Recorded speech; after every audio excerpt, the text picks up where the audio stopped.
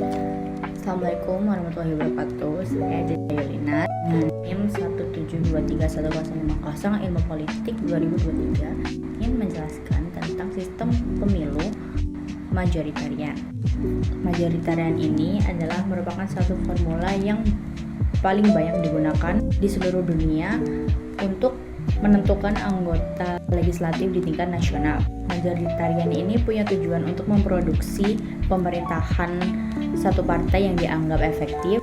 Terus majoritarian ini dibikin dengan maksud untuk memusatkan kekuasaan legislatif itu ke pemerintahan partai tunggal.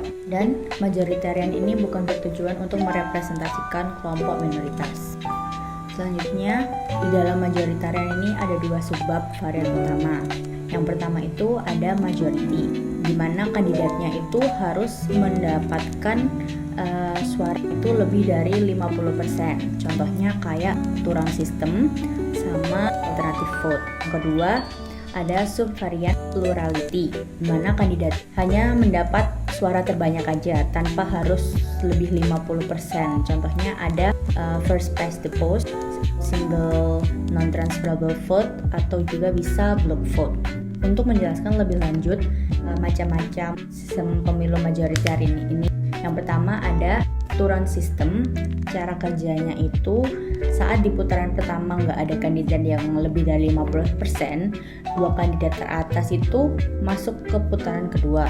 Terus setelah itu baru akan dipilih sampai ada kandidat yang lebih dari 50%. Terus kalau yang alternative vote, pemilih itu mengurutkan kandidatnya dulu dari 1, 2, 3 dan seterusnya. Kalau dari 3 itu masih nggak ada yang lebih dari 50% di hitungan pertama, suara yang paling sedikit itu akan dieliminasi, lalu suaranya itu akan dialihkan ke pilihan selanjutnya sampai ada kandidat yang mendapat 50%. Selanjutnya ada plurality yang first past the post. Itu misalnya kalau di suatu daerah pemilihan siapa yang dapat suara terbanyak itu akan langsung menang. Selanjutnya ada single non-transferable vote. Itu maksudnya beberapa kursi itu diperebutkan dalam satu distrik. Setiap pemilih cuma memilih satu kandidat, terus suara tertinggi yang akan menang. Lalu ada yang terakhir, block vote, di mana pemilih punya beberapa suara dan bebas boleh diberikan ke beberapa kandidat atau semua suara itu buat satu orang aja. Nah, masuk ke dampak-dampak sistem majoritarian ke pemerintahan negara. Majoritarian ini bisa bikin pemerintahan itu jadi stabil dan efektif karena mayoritas itu mutlak di parlemen.